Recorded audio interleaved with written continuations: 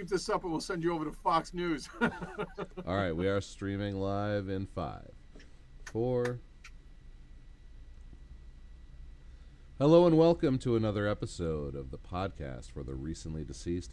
I'm the boss, Hosferatu, and with me today is Stephen Anthony from Dark Claw Studios. How With we? us, as always, Hosferatu, how you doing? Oh, I'm good. I'm good. I got my first tattoo this week, and it's pretty epic. We're gonna go ahead and show it off here. Whoa, Um, we get to so see it. yeah, oh yeah. So we're gonna share a window, and it's gonna be Oh, okay. boom. Holy shit. That is a very Hosferatu tattoo. Yes. Now, for those of you who didn't instantly recognize it, that is Tarman from the Return of the Living Dead. He's a very iconic and memorable zombie that coined the phrase brains. It was the first time. Oh, It's the first time zombies talked, and it was the film that introduced the concept that zombies need to eat brains to survive. Um, and that's Starman, and that's on my calf. And right now, it's hard to sleep because I have to sleep on my stomach, but it's worth it because that tattoo is ridiculous and it's gigantic. so put your bandage on, put a pillow under it. You're fine. Sleep on your back. So why did you get a tattoo in general, and why that specific tattoo? Well, to go along with my new career, or not new, but like my commitment to horror and Hosferatu and the podcast and Basement Media, Yes. I am gonna do a leg sleeve instead of an arm sleeve of horror movie villains, Oh wow. and I decided to start with Tarman. One, because it's he's not obscure to people in the know, but he is pretty obscure to anyone else. Hmm. The standard Freddy, Michael, Jason, Chucky, Ghostface. Those will be on the sleeve and in the sleeve, but I just wanted to start with one that was a little less popular or a little less common. So my goal in designing Peekaboo was to get like I knew the face, the mask had to be like so important, and I was like, I want my guy, and this might be arrogant or not, just shoot for your goals, is to be on the Mount Rushmore. So Freddie, Michael, Jason, and I was like, is Ghostface the fourth? Is Chucky the fourth? And I was like, fuck it, they're not the fourth. Peekaboo is going to be the fourth. I think Pennywise should be the fourth. Um, so my question to you is your who between Freddy and Peekaboo, who's going to get a tattoo on your leg first? Oh man, uh, I do love Peekaboo, and he's pretty obscure, so maybe Peekaboo would definitely go on before Freddy. Although I would have to give Chucky the fourth slot on the Mount Rushmore. Sorry. Really? Yeah, I mean it's all about how prolific they are as villains, and as far as body count is concerned, Chucky just smashes Ghostface, so it's got to be Chucky. You wait. So, oh, not to dive into my love for Stephen King so quickly into the podcast, but you're putting Chucky ahead of Pennywise? Absolutely. What does he have? 2 movies? Come on now. Chucky's got like 10 movies and a 3-season fucking TV show. I am chomping at the bit. I cannot wait for Oh, the new version for of Derry, yeah. for Derry and for what's the other one? Oh shit, the Dark Tower. Dark Tower, yeah. Mike Flanagan's Dark Tower. That's going to be great. So I know we're streaming live, but I'm going to be uncensored as I am. I was super super interested in Picard, which I saw, and I was going to sign up for Paramount Plus because Jerry Ryan is the new captain. Seven of Nine is the new captain of the Right. Enterprise, and so I cannot fucking wait. I don't know what they're waiting for, and sadly, some pretty shitty people just bought CBS, and Paramount, so that won't be happening, which is sad. But yeah, crazy times in the world right now. We need to be distracted and we need to be distracted by amazing content created by Basement Media, Claw Studios, and Pete Davidson in The Home. Here's my non-spoiler review. I didn't even know about this movie. Why is Weapons and Him, which I did not enjoy as much as you did, and movies that I did enjoy, like Together and the Rule of Jenny Penn. Why is that getting my attention? And this awesome movie is not. This movie was fantastic. Why did they not promote this to get the eyeballs in front of the screen, Haas? Well, okay. So first of all, we should tell the audience what we're talking about. We are talking about The the Home. the home, and I'll give you the quick rundown. The home follows Max, who realizes that the residents and caretakers in the retirement home he started working at hide sinister secrets. That is a nice and vague description. Love it. Uh, It's, you know what? I like this movie so much, and I know like when you're writing a blurb, you don't want to like go on and on and on. I want to go on and on and on. I really liked Max a lot. I like his character. I would have put an adjective in there. A reluctant, whatever. yeah. Oh yeah. What a great character. What a great movie. But yeah, it's an accurate blurb, even though it feels underwhelming. Yep. We're written and directed by James DeMonico, starring Pete Davidson, John Glover, Mugga, Bruce Altman, a handful of other people you'll recognize: Victor Williams, Jessica Yeah. Hecht, or Hetched. Great cast, and I googled it before I came on. John Glover looks like he gets second billing. He feels, and it says on his IMDb that he's known for a lot of villainous roles. I wish I wish my photographic memory can, or I wish I had photographic memory to like remember everything. But he feels like that villainous, slimy guy that was like on the A Team in the '80s. Like a bunch of other shit. He just feels like that. Um, I love John Glover in this movie. He's phenomenal in everything he does. He really just embraces. He's a great character actor, and he was great, and he always got too close. Like from his first scene, I was like, it wasn't like creepy, like it wasn't like a sexual tension kind of vibe. It was a I'm getting too close into your personal space kind of vibe. So just from jump, he was I don't know, he was great, and I'm trying to figure out who the bad guy is, and I can't do it. But like, I was like, it could be this guy.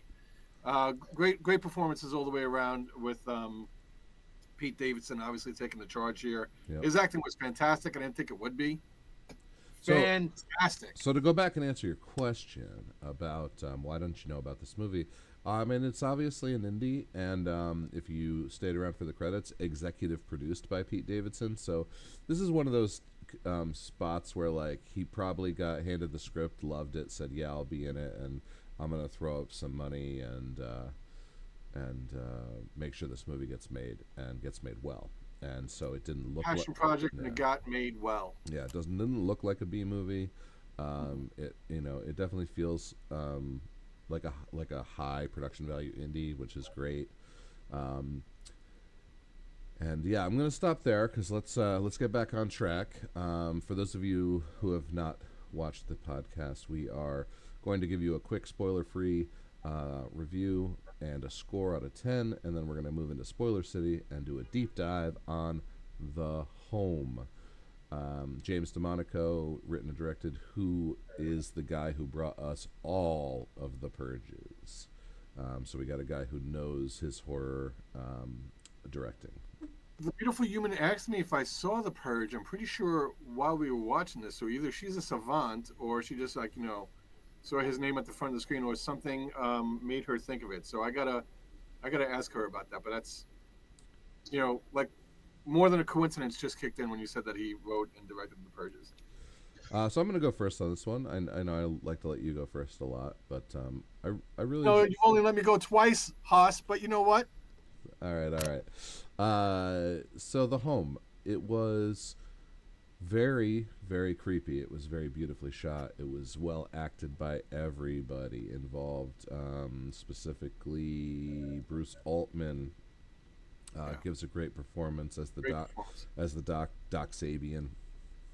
John Glover as Lou. Pete Davidson crushes it, and I also feel like this this film or this character of Max is like perfect for Pete Davidson to play. Like, Yes. yeah, like he feels at home in this role.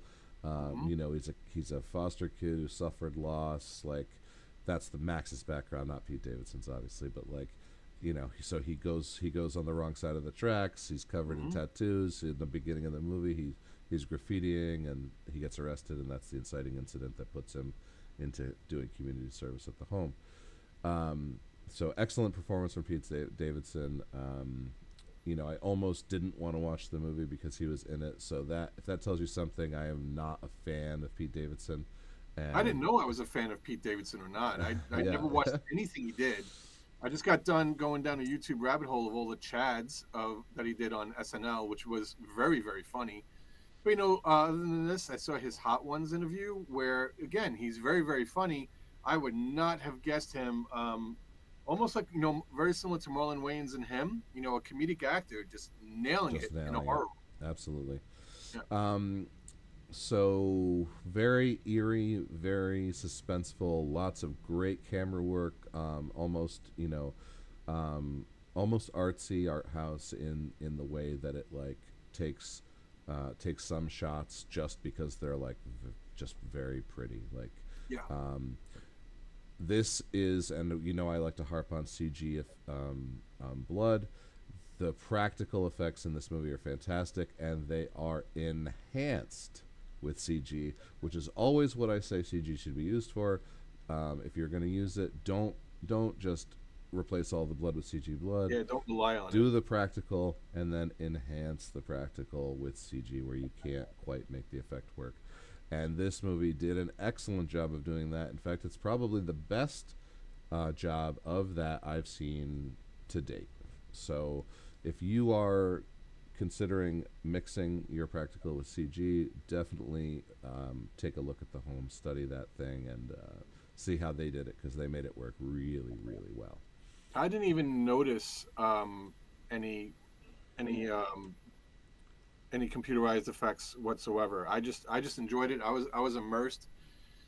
Haas, what score are you going to give the home? Um, Here it comes. for the plot, Oh uh, shit! I love I love the inciting incident. It made total sense. Uh, the reveal was great. The twist was better, and the climax was the cherry on top. I give the home an 8 out of 10. Yes.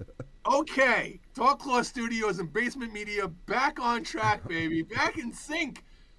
So I'm watching this movie, and I'm realizing I hadn't give it a score, and I want to give it an 8. That's my first. That's the first number that hits me, and I'm waiting for the number to go down, and it's not going down. It's only going up, and I'm like, you know what? I'm going to give this movie a 9. And then I said, you know what? No, because it's not a 9. I was like, wait, but would it? And this is why I asked you that question. I was like, would it be a 9 if I had heard about it? If it had a big budget that was, putting ads on wherever you watch your ads. Um, I was like, it would be if I had heard about it, it would be a 9. I am not a thing. I'm not a fan of anything going near eyeballs. So not really non-spoiler when I say there might be some eyeball action later in the movie. Was that enough to bring it back down to an 8 for me? No, it was not. So it was a little bit of a roller coaster between an 8 and a 9. But Dark Claw Studios is going to give the home a 9. Loved it. All right. I was on the other side of that. I was going back and forth between a 7 and 8 through the whole time, and the finale, the climax, just solidified that solid Just eight. upped it for you. All right. If you haven't seen The Home, we are entering spoiler territory, so go watch the movie. Come on back. Right now. Unless you don't care about spoilers, then just Fuck it. yeah, just stay tuned, and here we go. All right. So we got this guy Max, obviously played by Pete Davidson once again, who grew up in a foster home. His brother Luke went away to college. Very heartfelt. They're best buds. Then we have the parents getting news that Luke committed suicide in college. College was too hard for him. Max then turns to the dark side. He gets tattoos. He's got the line that his he and his brother shared, which Yes. was So is that his biological brother that both no, got adopted by the same foster family, or is it just they're both just right? They're yeah, both they're both foster kids. adopted, Yep, but their love for each other, because that's where he got the tattoo, yeah, thicker than blood or thick, something like that. yep, thicker than blood. Um, so great storyline, and the only thing I would add is that this is a very loving foster family. This is not like a white Oleander, situation where or it's not Bring Her Back, right? It's not, Right. this is a very loving foster family. They got, I think, 6 kids that we see, because Yeah, there's there's like Max's brother Luke, and then there's like 4 others, yeah, and the parents are just really, really great. yeah, absolutely. He breaks into a place. He graffitis all over. The cops pick him up. He's sitting across the father from his father in the police station, so we know he's some kind of cop or detective or whatever. But it doesn't go into that because it doesn't need to. Right. He comes in. He said, "I made a few calls. That's all you need to know. I made a few calls. You're not going to go to jail. I got But you." you definitely get the sense that Max has been here before. He's been fucking up for a while. Yep. He's got this chip on his shoulder, this anger from his older brother's, either going away to college or his death or both. And His yeah, so unresolved. he's on the wrong path. And his dad is trying to, like, hey, we need to nip this shit in the bud. We need to get you back on the right path. Right. So he negotiated 4 months of community service at this home for the elderly, um, which the name of which I don't remember, but that's okay. Doesn't matter. Doesn't matter. um, so right away he's like, I don't want to do that shit. Blah blah blah. He's like, it's the only way you're gonna stay out of jail. He's like, when do I start? Boom. He's getting dropped off at the. He's the new superintendent, He's the new which is a very superintendent. nice way of saying janitor. Yep. Which in that job, yeah, Yeah. yeah, there's a lot of shit to go around in that job. Yeah. Specifically shit. Uh, um, so Not mincing words here in the podcast. no, no, no. We tell it like it is. Yeah, Um, so he gets in and he's welcomed with open arms. He gets the rules. The super or the head nurse who's like right above him, or definitely his boss. yeah, it's Not the the head doctor. nurse. And is it Lou? Is it no? Lou's one of the residents. There's a Yeah. guy, Les. What's his name? Less. Okay, Less is that the Less is the head nurse, and Juno is the other nurse, played by Maga. okay. So Les is a dick, and he's just that exact kind of person that's just been rubbing Max the wrong way. You just know that with they show it. They don't tell it, but they just show it. You just feel it. Like he's been dealing with these authoritative douchebags, and he's like now another one. And Max, in his commitment to straighten out and fly right, is actually going to take this guy's bullshit and, like, yeah, I get it, no problem. He's going to just put his head down, do his time, and get through this. Yep. So he meets a few of the residents. His first night there, he gets woken up in the middle of the night with them knocking on the door real loud. We need you. We need you. There's an emergency. He gets up. They're like pushing him through the hallway. It's Lou and one of the other residents, and they're like, "This guy shit himself. It's all over the place. You got to clean it up." Blah blah blah. Push him down the hall. They bust open the doors, and it's all the residents and whatever staff happen to be there, and Yeah. they sing for "He's a Jolly Good Fellow," and they welcome him with open arms to the family. And he's starting to think, oh, this might not be so bad. I might have a good time here. I thought it was a little weird that it was on his second day, and I was like, "Is this his second day?" And then they made it a point, like they knew I was going to ask that question. Somebody came over and said, "Hey, I know this is a bit much for your second day," but yeah, this is where Max starts to get invested, and I think he starts to get invested. And he starts to care when he meets Norma, which I'm not sure if that happens here, or if that happened in the scene before. But he meets this very vivacious, vital woman that's living there. right, Uh, Norma, who right? they hit it off right away. She says, you remind me of someone, which I think she's talking about a relative. I think she's talking about her son, Her wasn't son, she? yeah, her son, and Who painted the picture, and it was a very, very awesome moment. Right. where he got angry and he ripped half it off. Yep. And this is where this is what I love about Max. Angry young people like him care a lot. We have very, very deep rivers of emotion, and given the opportunity, we will come through and show you what we're capable of. And Max later in the film, not much longer, tries to recreate the second half of the ripped picture for her. Um, what I will say, since we're in spoiler territory, Norma was my first hint as to what was happening. I was like, this bitch is a vampire. I was like, something is wrong. She looks too good. So I don't know, like, obviously we're using actors and people Yeah. making movies. I was like, I don't know if they gave the actress some methamphetamine or some cocaine before they did the scene, but she looks great, like well rested and great. Not like, if you're in your 70s or 80s, you gotta look terrible, but she just looked good. And so yeah, that was my. I was like, this is a nice home. And we glanced over it when he's getting the rules from Les, and the other head nurse's name is, her name was what? I Juno. know that. Juno. Mugga and Juno. Mugga plays Juno. Yes. He's told not to go to the fourth floor, and that's Right. important. Yep. But the first three floors are really nice, and they got like apartments, not just Yep. rooms, but apartments in this really, really nice home. So maybe that's enough for you to say, nah, something's not off here. But for me, something was off there, and Yeah. you know, that was the beginning of my.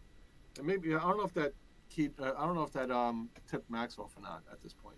So with this very heartfelt conversation with Norma, this helps Max solidify his, like, maybe I will have a good time here. Maybe I can, do some good, or get over this thing. I think he's very hopeful. Like, he's very down on the whole concept of this community service, and then just these few interactions make it so he's like, oh, okay, I'm actually gonna do my best, and Yeah, actually try. Norma also says a very important quote. The heart knows a heart, is what she yeah. says, and basically what that means is she can feel his desire to do good. Is how that is interpreted. She sees him and he feels seen. And for this, I'm thinking, okay, he's definitely getting invested. He meets somebody here. He's not just being polite to her. Again, he's just, he's a kid given an authentic shot, and he's going to take it. And for me, it's enough. And this is one of the things I love about this movie, because at a certain point, it's like, okay, is this enough to keep him in the haunted house? Yeah. How do you keep somebody from not getting the out of there? And for this movie, wasn't poverty like The Conjuring, or being out in space like Alien. It was him caring about these people. Right. So I think that was a great, great reason for him to. Well, I think at the beginning it was avoiding going to jail, and then it became Right, caring for him, right? right, You're caring right. for But them, yeah. at a certain. But I'm saying this. When the crazy shit starts to happen, I'm like, yeah, no. At a certain point, jail is going to be better, and he's going to think that, and he's going to bail. But now Norma comes in and he starts to care, and so that's going to keep him in. So right now at this point of the movie, that's where I'm at, and I'm just loving it. I'm loving the immersive journey that I'm on. Yeah, absolutely. We did skip over right before he meets Norma is the first time he goes to the fourth floor. He hears a scream. He's on the third floor. He hears a scream. He looks up. And there's like a Comes ventilation to the there. vet. So then he runs upstairs. There's an old guy who, like, comes at him with his arms out. They entangle, and then Les and I think Juno's there too. They kind of pull him off and tell him, "Get the fuck out of here! Get out of here!" And Max runs off, and then he gets scolded by the doc. He's like, "Look, Les isn't happy that he found you up there." He's like, "Yeah, I heard a scream." He's like, "Yeah, but you going up there means that the door was unlocked." And now there's maybe a security issue that we're thinking of, or that's why Les is even more perturbed that there was an unlocked door.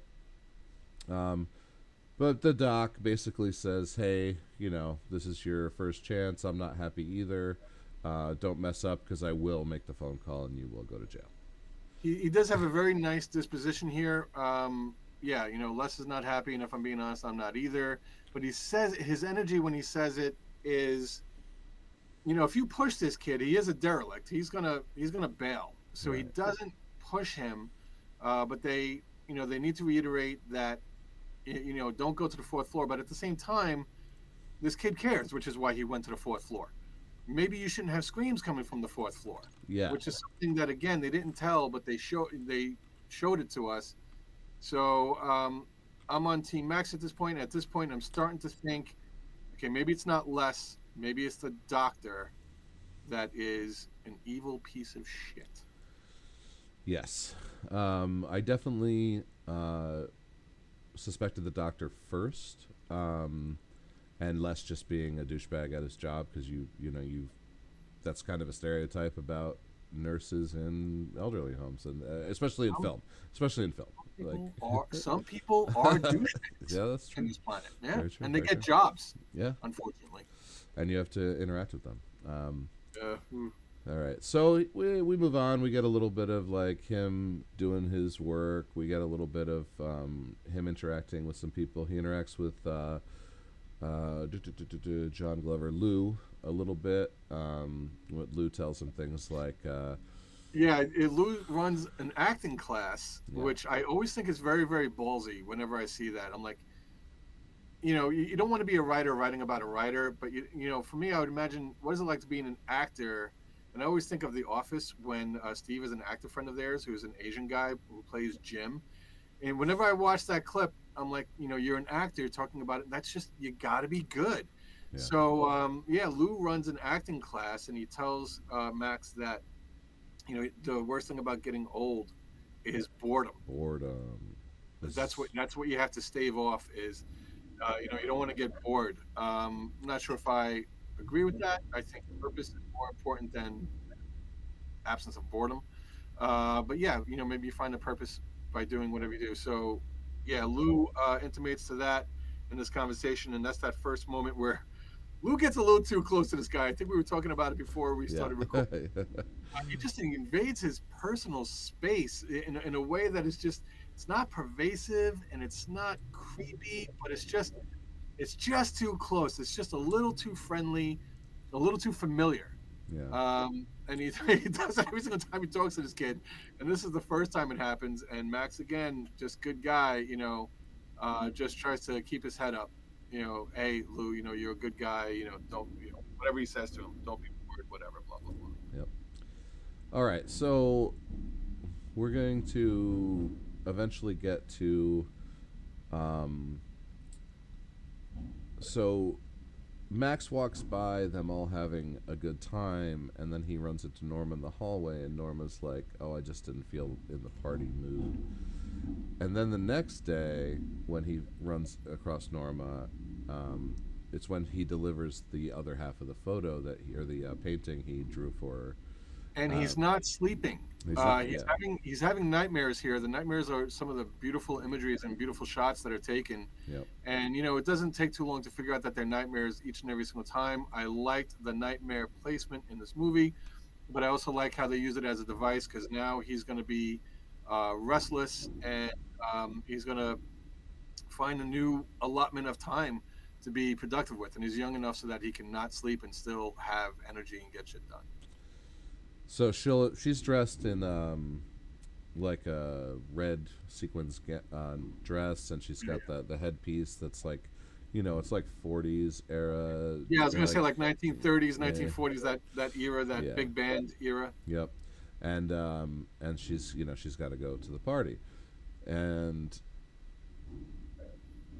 Max says some things with the delivering of the piece of art, it flips a switch in Norma, where Norma, I believe, at this moment, this is the moment where she decides I have to save Max, and she pulls him close and tells him that there's something wrong with this place, and but I'm gonna be late. I gotta go, and she kind of freaks out a little bit.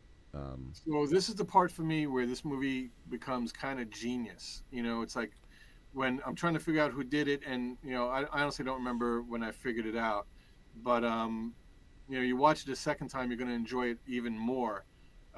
This conversation here is great. I love that Norma showed interest in Max, and now Max is showing interest in Norma. So this friendship, this bond is kind of solidified, and she's not willing to go along with the status quo.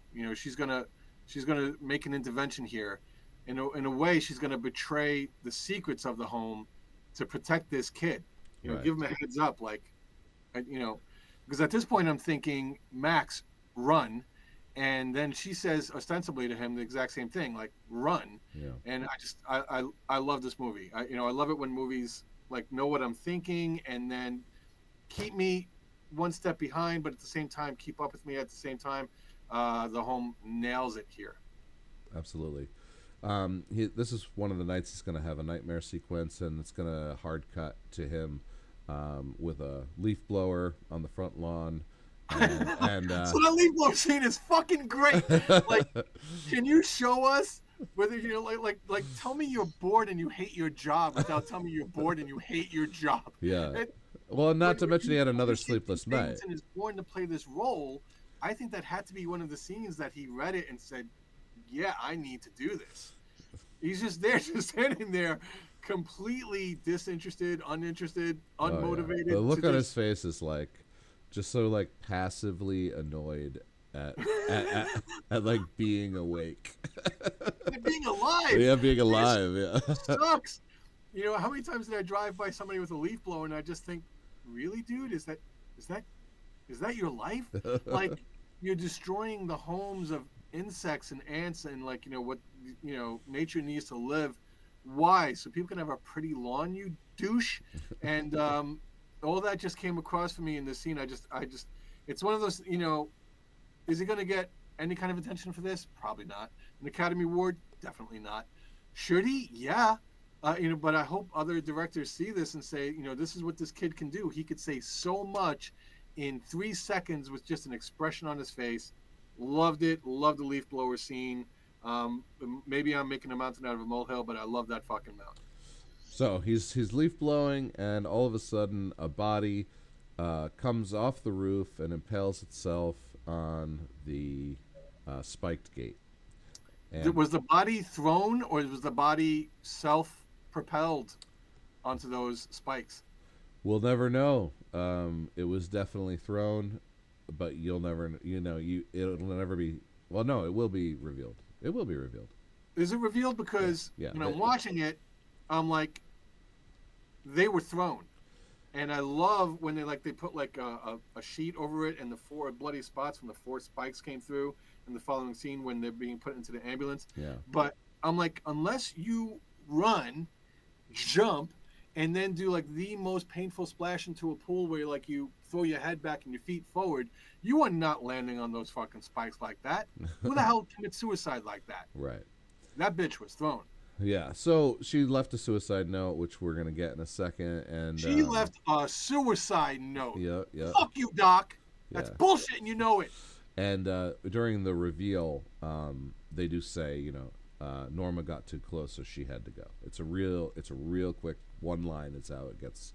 It was we'll talk about that reveal later, but the person that's doing that reveal thinks the way he thinks, so he puts it into story form.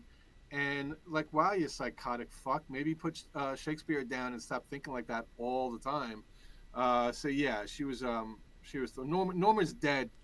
We're in spoiler territory. Norma's gone. His friend is gone, Haas. Yeah, yeah, and hits him really hard. Yeah. It was like his one connection, and you combine that with the night before she said something's off here, and the next day she's dead. Like this is like anxiety spiking, paranoia spiking. Now he's like, okay, well, I got to figure out what's going on. Is it on the fourth floor? What's this? What's that? Lou takes it really hard that Norma's dead. He finds something else. Is it? Does he get the video call before he goes to visit Lou? Oh, maybe from his parents. And his parents are asking him, are you making, are you finding value there? Or are you making a difference there? And for me, it's the re-upping of his commitment. And he says, yeah, I think I can be the difference here. I think I can make a difference in these people's lives. So yeah, I'm not exactly sure when that happened, but So something happens where he wants to take the information from Norma to Lou, besides Norma dying. And he gets a little accelerated. He goes to Lou's. He knocks on the door. He doesn't answer. He opens the door. Lou has self mutilated, and he's got a bunch of candy wrappers on the ground. And he's screaming and crying about Norma being his muse, about how Norma always centered him and kept him on track and made him eat right.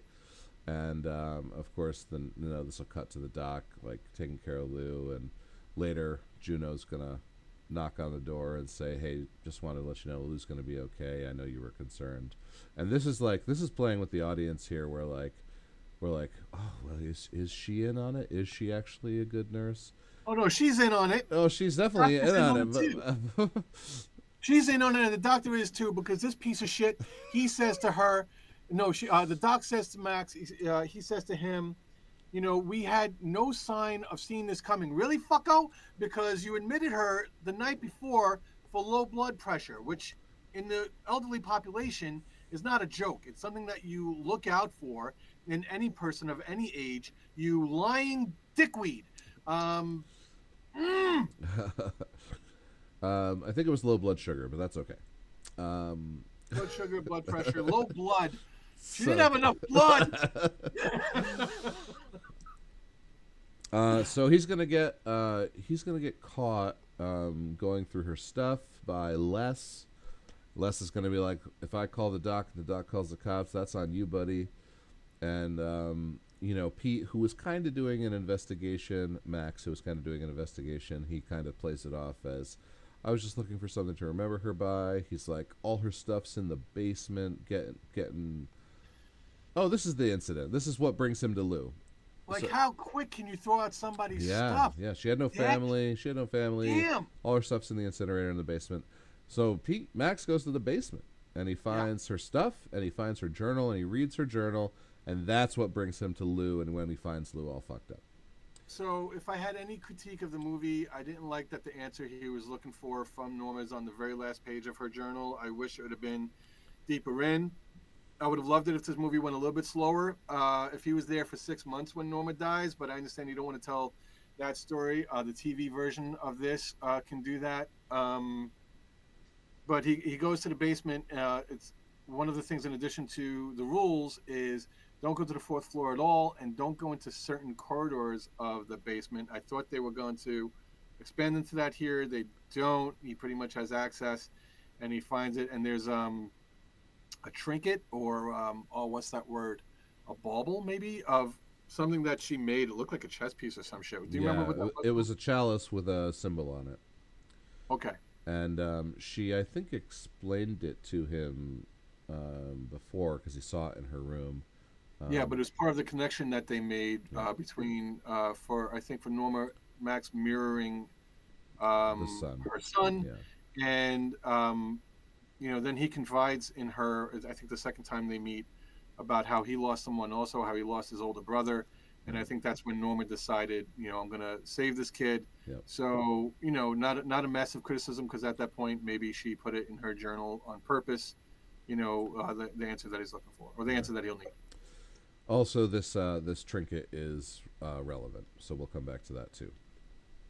Isn't there also a message written on the wall Yeah. somewhere? So that's next. So that's next. Okay. So now that Because Norma's that's a creepy gone, fucking so, message. yeah. So Norma was his link to unraveling this mystery.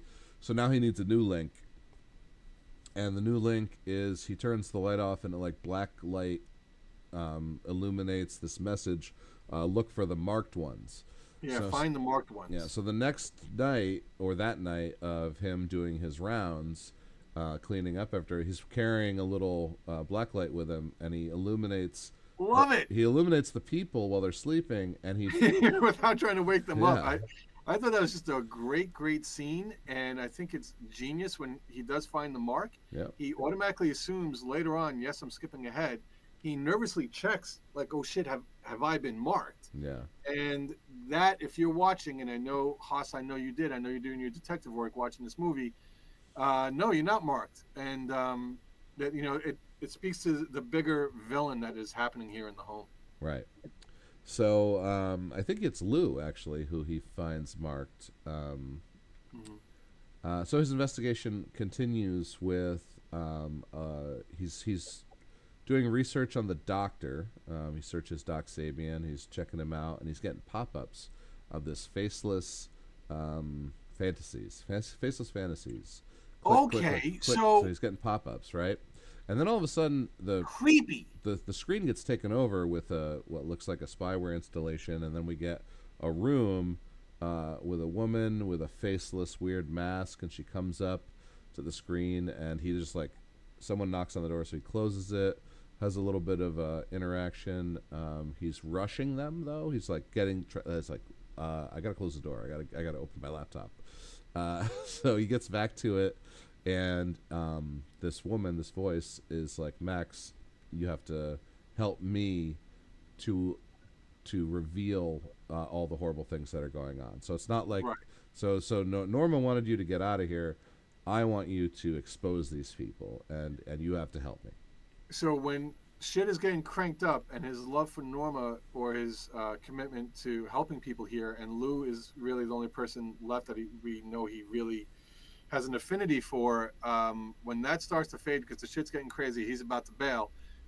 In comes this second source for him to stay into the haunted house. Is this creepy message from this creepy woman with a creepy face. I think this was very, very brave to write. I don't know if the writer wrote it or if Pete wrote it, but this took balls because you don't want to go off the rails and you want to stick to your story, and this almost feels like it. Lou later is going to explain how this part fit in to what they were to what the home was doing to him. But I just thought this was very, very bold to write, and I absolutely loved it. It was scary and creepy and horrific in a different way, and so that for them to just almost like, basically halfway through the movie, introduce a new type of scary element, I thought was very ballsy. They took a chance, but they nailed it. Yeah, and at this point, it's going to start to feel different, because we are about to be taken down a rabbit hole of conspiracy, so to speak, and then it's going to twist back on itself, and it's just like very, very well done. How This it movie all. is very, very smart, and you watch it, and Max has a certain energy and demeanor. He's a vulgar, angry kid that just speaks. He says all the things that you wish you had said in that moment. He's just the fuck this. His first night there, and the job sucks, and he's like, the best generation, my ass. You Right. know, he Bunch of just he, fucking boomers who gets in he says, and he just acts the way you want to act, the principled, uncomplicit way of acting, and whatever the fuck my point was, I lost it. But Yeah. yeah, it was highlighted for me here. Whatever point I'm about to make, which I'll remember in a minute. All right. Well, let's hope your memory gets a little better than mine, as I don't quite remember how we escalate to him meeting the woman from the video. Because something happens where he runs back to his room, and Well, she's she in says his that room. she's the daughter of somebody there, right? That's in that scene where she's in the room, Okay. not the video chat. Eventually, there's something happens where he runs back to his room to like, oh, did he get? Yeah, yeah, yeah, yeah. He Oh, he goes in the basement and he hears the, right. So he goes in the basement. He he follows goes to them. the basement, wasn't it, to retrieve Norma's stuff and whatever, the bad guys, he's about to get caught. And I love that he's a young guy in this movie, that he runs, he jets, and I'm watching, and me and the beautiful human said the exact same thing. Oh, if I were him, I would have stayed and made sure that door was closed first. But logically, you think about it, no, you're better off with just putting as much distance as you can. Right. This movie had me thinking at each and every single moment. I just absolutely love it. And he goes back to his room, and she's there. Is that what happened? So he sees them pushing a gurney with a person on it. One of the The doc is there. Yeah, the doc is there, and the nurses are there. Because he set up cameras. He set up cameras all over the place. Yeah, he did. Yes. And he explains that he can't sleep. Yes, and he set up cameras all over the place. He sees the cameras. He sees the infrared cameras. He sees the cross on the back of the neck. He sees him go to the basement. He sees him push him down an alley. He runs down there. That's He it. hears the screams. He hears the operating. He sees the guy with the dog. Yeah. And you know, Yeah, somebody, we were asking, we were like, what the hell is that dog for? I'm like, I don't know, to sniff bullshit. yeah, But the dog is funny because it in one of the scenes previously where he's getting information about these horrible things that happen. They're like, the woman is like, they come in the night with their drugs and their needles and their dogs, and it's very quick. And if you didn't hear you, that dog wouldn't make sense. And that dog only makes sense because she said it, and it never gets revisited. So it's literally just there to be another creepy element, which once again will be when the reveal comes, and we'll tell you what the reveal is. It's it is what it is. Um, it is what it is. so the guard and the dog both turn their head and look at Pete, looking at them, and that's when he bolts, and that's when he gets back to the room, and that's when the lady in the mask is in his bedroom to give him more information. Now, why was that camera infrared? He makes a remark. He goes, "Oh, predator vision or something," which I thought was really really funny. Well, I Was it think, just there just to be creepy, just so we could see the heat version of these people coming through? Because we know who they are anyway, and so does he. well, it showed off the cross, it showed off the mark.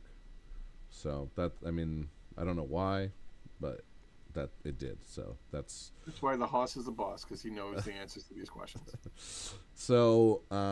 She's gonna escalate, and he's in trouble now. He's like, they saw me. I'm the fuck out of here, and he leaves. And he So when he leaves, I'm like, okay, shit has gone to another level. I don't care about this creepy woman who showed up. I don't care about, an affinity that he has. You need to get out of there. And he's out of there. And he's at the gas station. He's waiting for his parents to pick him up. And I'm like, holy shit, a smart horror movie. Like, this kid is a young, powerful, strong, fast kid.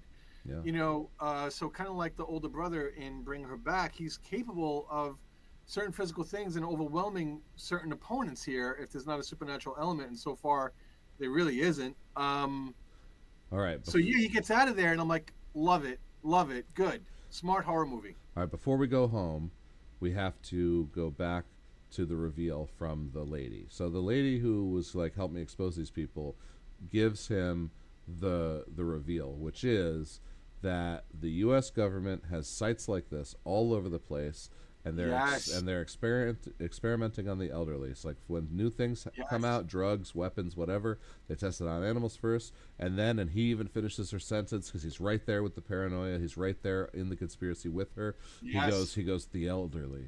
He's like, because no one will give a shit if they die, and Because when they come boom, down with Alzheimer's, that's expected. When expected. they die, nobody's going to look twice. So I'm going to join Max down his conspiracy theory rabbit hole. Right. I believe it. I believe it too, and I'm like, holy fuck, this movie's so cool. This reveal is Smart. awesome. I Yeah. love it. I love it. This So movie's really, really smart, and I wouldn't be surprised if in my lifetime I had heard about some shit that they're going for behind the right eye yeah, was real, and somebody just found this little factoid and just wrote a movie about it, and just grabbed very, very smart things and smart ideas and put it all together. So the yep. writer and director, let's shout him out. What's the writer's name? Ba-ba-da, James DeMonico. James DeMonico. Well, very, very well done, sir. So he gets back to his old foster home. He sees the two foster sisters, and then they've got to run errands. So the parents go out. Are And these foster sisters new, or were they there the first time? it seems like they're I thought they new. were new. It seems like they're new because she introduces Right. them to him. Yeah. Okay. Um, so he's trying to get his bearings. He's laying on the bed. He had a concussion. He woke up and escaped and ran out. What was the concussion from? He fell and hit his head on a chair when there was another. Did they break in and pull the woman out? I mean, I They remember when found, the nightmare yeah. scenes being No, when it the was. doctor's over him and he's peeling his face back. That was one time when I thought CGI was being overused because when Max is pulling his skin off of his face, the skin on the whatever the cartilage, the whatever we are without skin, the meat sack underneath looked very, very CGI. So Yeah. I was like, oh god damn it! Like they didn't line it up perfectly. So So yeah, So I'm not sure if that's when he so was injured or not. so what happened here is when he runs back from the basement, the woman is in his room. We get all that exposition. She's like, I got to get out of here. I've stayed too long. She opens the door. There is Les and Juno, who take the woman away. In the struggle, he falls and hits his head on the chair. He wakes up with a concussion. Juno says, "The doc's getting ready to examine you. You know, we'll be back." And she leaves. And that's when he's like, "I'm the fuck out of here." Grabs his shit, meets his parents at the gas station, gets home, meets the new foster kids. The parents get out of there. They got stuff to do. He's laying on his bed trying to get his bearings. The two girls come in. They are a little creepy. They ask if he knows about Yeah, this. one of them doesn't talk, and she only talks to the other one. Yeah. And I wish they had kept that going longer. The one who doesn't talk talks too soon for me, but I was like, if this is our final scene, they made it wait as long as possible. Right. Doesn't the mom come in and talk to him first before the girls visit him? Uh, probably. If it was, it wasn't that Because memorable. there's an important thing there when the mom's talking Oh, to right. him. The mom says, The "A heart, heart knows knows a a heart. heart." That's, And, a friend, and he's like, wait, what? yeah. Because that's something that Norma said to him, and like you pointed out. And so she's like, yeah, a friend said that to me. And that's the first time where, okay, if you didn't put it together yet, now he's going up against a network, and mom's in it. It's a Right. big club. So immediately, and he ain't in it. Yeah, immediately the conspiracy grows to, oh my God, foster kids, and the elderly. This makes so much sense, right? Yeah. So the next turn, which is the twist, is even more mind blowing because you go further down the rabbit hole with Max. You're like, oh my God, it's the old folks home and it's the foster homes, and the girls are talking, or the girl is talking to him, and she says, "Do you know about the secret room? Did you get that from the secret room?" And the camera points to the tchotchke, the little chalice. That's the word. And he says, "No, what secret room?" She's like, "We found this a few months ago." They take him to the secret room, and it's a shrine. It's an altar to this goddess or god deity, Dia, who's the god of eternal life or youth. And he starts going through the drawers, and he finds these yearbooks that are labeled. They're all 3 years apart, and he tears. He tears them all open, and he finds the group photo. He sees. Are they all 3 years apart? They're all 3 years apart. Because I could have swore he jumped from like 2001 to 2009, but I could be wrong. It was 3, 6, 9, and I think there was one in there for like, I don't know, 99 or 98, whatever math works out. It definitely. So it would definitely speak to a cycle. Just before I forget it here, we when we do our deep dives, we talk about the realistic horror that is in these movies. So bring her back with the foster care system, the rule of Jenny Penn about the elderly care system, and this movie marries them both here. Yeah. So and some creepy shit, kind of similar to Bring Her Back, where they're looking for some mystical power coming from like a cult or some shit. Yeah. So he finds these yearbooks. He opens the first one. He sees all the staff and almost all, if not all, of the elderly folk and the parents. I'm getting to it. In the photo. Freaked me out, and man. This is where it reveals that the parents are also in the photo and confirms. You scummy mother. That's right. And there's a kid. So they're all in formal wear, which is mostly black, and the kid is in a white tux, and he's like tied to a chair. And so then he tosses the. He grabs. If there's any scene that's painful to watch, like they're taking a picture, they are happy in this. Oh, they're cheersing and they're loving life. And this fucked up, sad little kid is, this little kid. I don't know if he's got spinal bifida or some shit, but he's like in a wheelchair, and he doesn't want to be there. You just know it. This is not a everybody's equal and everybody's awesome kind of thing. We treat people with dignity and respect. It's the opposite. You are propping this kid up for this photo, and without any dignity or respect. That's the horror of this photo that he's looking at right here. So then he goes to the next one, and it's the same photo. The people haven't aged, and the kid is a different kid. He goes to the next one, same thing, and then he grabs the last one. And when he flips to the page, all of the people are there. They don't look like they've aged a day. and the kid in the chair is his brother Luke. And he starts to do some math in his head, and he understands that the guy who was screaming, the guy who came to his door, um, and was screaming, it's the same guy, screaming man. uh, Yeah. and Yeah. the same guy over and over and over again that he has this altercation with three times throughout the film so far, who's stuck in a kind of a vegetable state, but he's like a nonverbal state on the fourth floor. That's his brother. So yeah, that's that was a pretty terrifying reveal because his brother is we think he's attacking him. He's not. He's trying to communicate with him, talk to him. In any way possible, yeah. Juno gives us a really nice head fake when she tells us for either the second or third attack. One thing is clear. He definitely wanted to harm you. And when we first go to the fourth floor with Max, we see their right eye specifically. I thought it was both their eyes, but then I realized it was So their it's right the eye right eye, yeah. is dripping with blood. Yeah. So that's it's a for like what you said, these semi-catatonic people that are half out of it, and some of the wheelchairs are empty. It's a very very creepy, frightening scene when he first gets there, and so now that's going to be even more relevant as he's putting these pieces together. So now he knows he needs to get back to the fourth floor. Yep. So he goes right back. He goes right back into harm's way. He's got a reason to go back into the haunted house. He goes right to the fourth floor. He goes, "Luke, is that you?" And they hug, and he cries, and he mumbles because he can't talk. And there's like, "I'm going to get you out of here." And that's when the needle hits his neck. Yeah, Which, well, he in a very very touching moment, and we talked about it before, so it's worth bringing this back. He pulls his shirt down and shows him the tattoo that he yeah, has. the thicker than blood. Yeah. Thicker than blood. It was a very very awesome moment. He's trying to put the pieces together. He goes to another person. Are you whatever his question for the other catatonic person was, and that's when he gets. I thought the sneak attack was. I don't know. Well, like who hit him, Nate? Because It was uh, probably less. realistic. I'm gonna say it was less. Yeah, I don't exactly remember, but or maybe they didn't even show it. You just saw the hand, but I think it was probably less. The next scene is gonna be him coming to in the white tux with everybody around drinking and celebrating.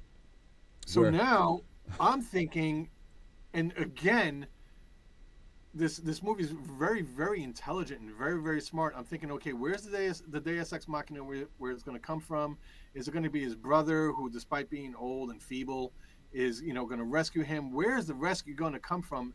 And it doesn't come exactly that way. yeah, This movie's good. yeah. So the doctor and then Lou are going to take turns giving you the Bond villain esque reveal as to what the fuck's going on. And both different versions. And here's what's fucked up about Lou. This guy's so theatrical, for whatever reason. That's his world, and that's how he phrases everything. Like, you creepy fucker. Like it's almost like the Joe Schmo show. Oh, like this unexpected thing happened. Norma, gained an affinity for you, so we had to write that in, and we had to like work on the fly. It was great. We were doing improv. Yeah, You creepy piece of shit. yeah, yeah. So the doc says we worship this god Dia. There's a gland behind your right eye. It secretes this thing that's the fountain of youth. We suck it out of all those people that are upstairs. We're gonna suck it out of you next. Hey Lou, you want to take it from here? Lou comes up. He's like, "Yeah, everything you saw was staged and written by me. We're all great actors. We had a lot of fun playing with you, playing with our food. Right, we had fun playing with you, Yeah. including sending the creepy video woman the Right? video. Yes. And now you know that Juno's fucking with him when she's at the door pressuring him to come out because he's on the video with somebody. They know it's Yeah, and then we're gonna get Pete on the operating table. The needle's going right in his eye, and it's taking his fluid. So I did cover my eyes. God, Yeah. that goes on for a while. Not Yeah. not enough to bring me down to an 8, but it goes on for. I'm like Yeah. So he and then he's on the fourth floor, and he's stuck in the. And that's the genius of this movie. How does he get out of it? He doesn't he doesn't get out of it. He gets through it. Yeah.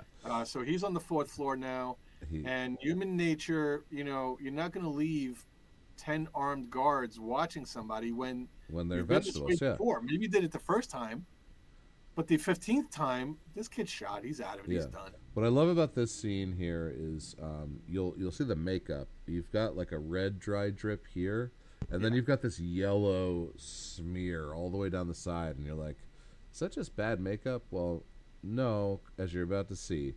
There's a wheelchair. His brother's in it. He pulls a spoke out of it, right? So his brother is going to come to the rescue, but Yeah. not in the way that I initially thought. He does it in a very, very smart way.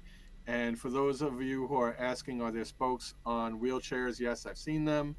Worked with wheelchairs for like 2, 3 years. Yeah, some people will have bicycle tires on their wheelchairs. So he's gonna go and he's gonna poke through the eye into the sac, and then pull it out and drain a little bit of blood, but mostly that fluid into a beaker. Um, and he's going to do it to every single person in the vegetative state. Now, this is one of my only complaints about the movie is that he does it to himself before making his brother Max drink the fluid. It doesn't, in my opinion, it's too much to risk if he fucks up. His whole plan is foiled. That he would do it to himself. Does he do it to the other residents first, or does he do it to himself first? He 'Cause doesn't. He does it to himself. He doesn't do He himself does it to himself last. first.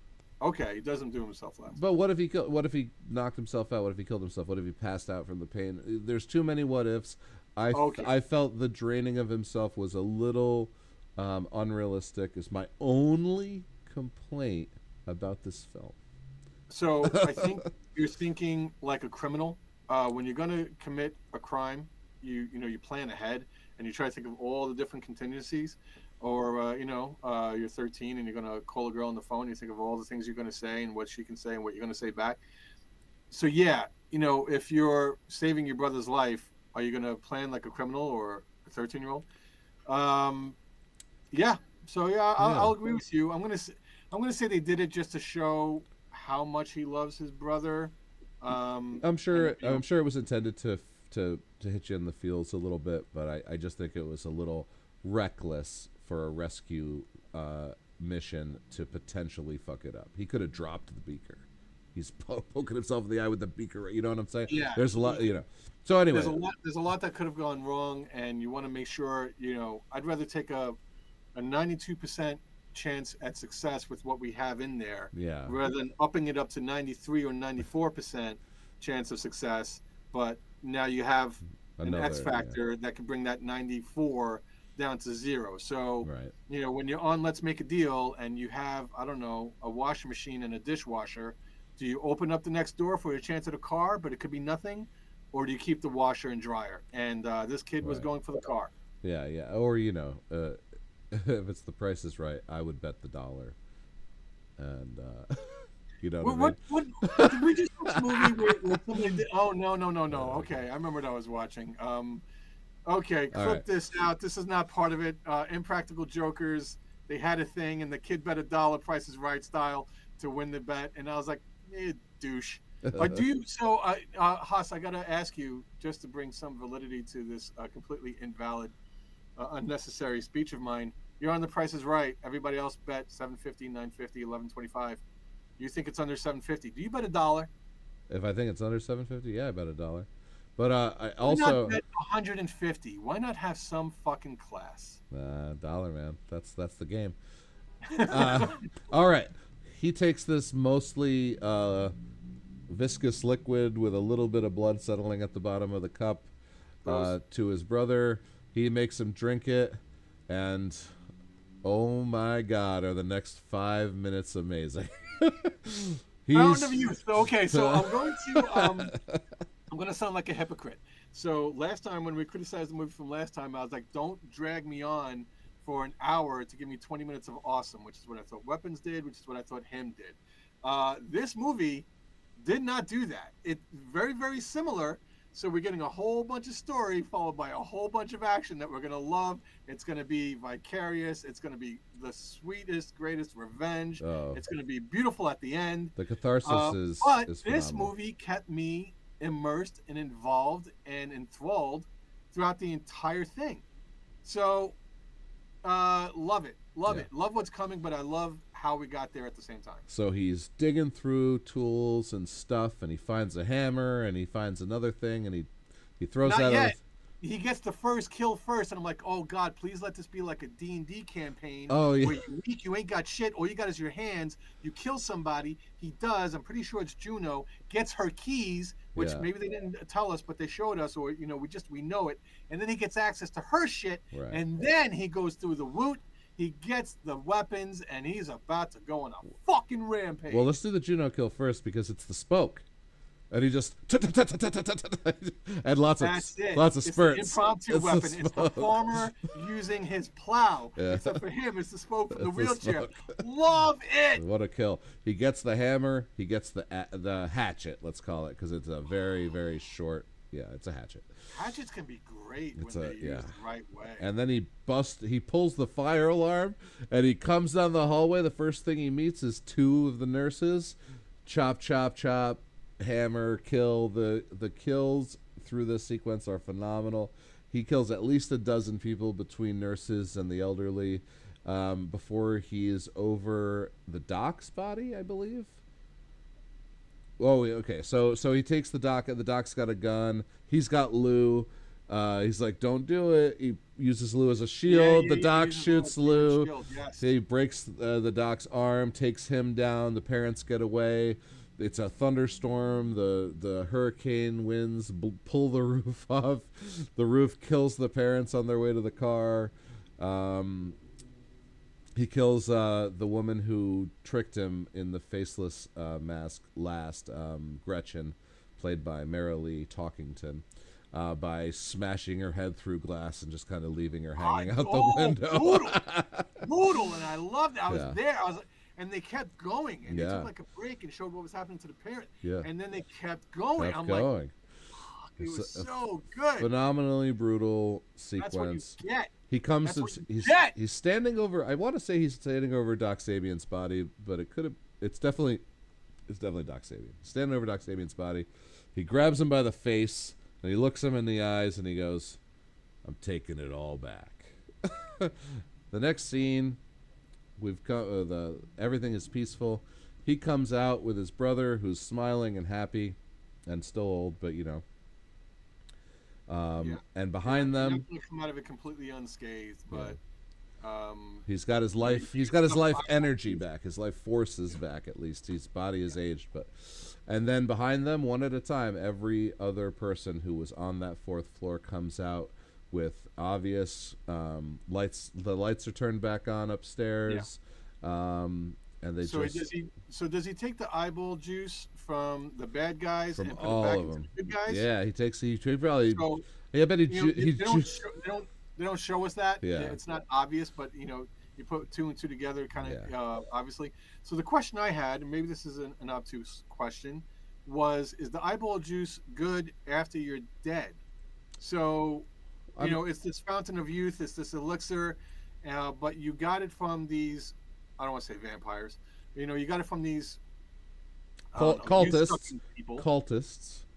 Okay, you got it from these cultists, but they're dead. You just went on a killing rampage, and now presumably you're going to go get their eyeball juice and put it back into the victims to give them enough life to get out of there. Still with a price to be paid, which is great, sad but great.